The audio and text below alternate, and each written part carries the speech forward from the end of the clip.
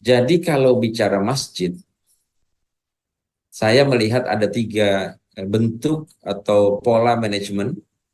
Yang pertama, masjid itu ada yang disebut dengan idaroh. Idaroh itu ada strukturnya dan ada administrasinya.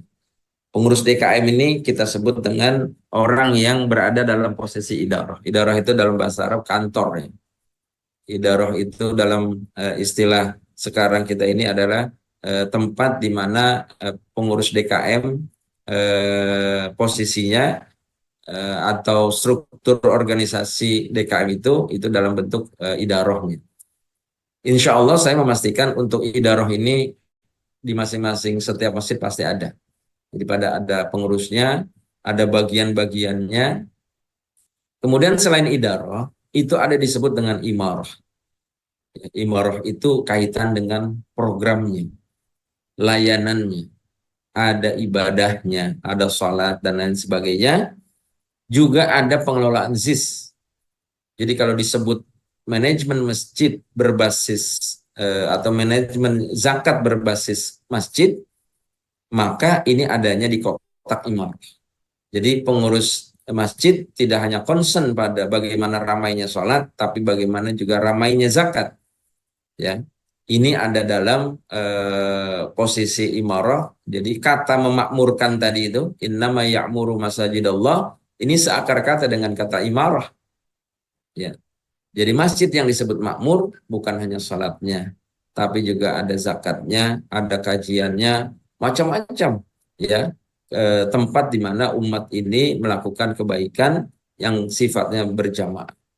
Kemudian juga masjid harus berperan sebagai bagian dari tempat solusi umat. Maka itu ada istilah konsultasi keagamaan. Jadi orang datang ke masjid itu bukan hanya dalam kondisi orang ingin sholat, tapi bisa jadi juga orang yang datang ke masjid, orang yang ingin mendapatkan solusi. Maka DKM ini, pengurus masjid ini juga sudah saatnya kita bisa memberikan bagian dari pendampingan kepada para jamaah. Ya, mendampingi jamaah, memberikan support kepada jamaah. Bahkan ini sangat tinggi kalau di Jakarta. Nah, sekarang ini untuk zakat fitrah di masjid, konsultasinya pasti juga banyak.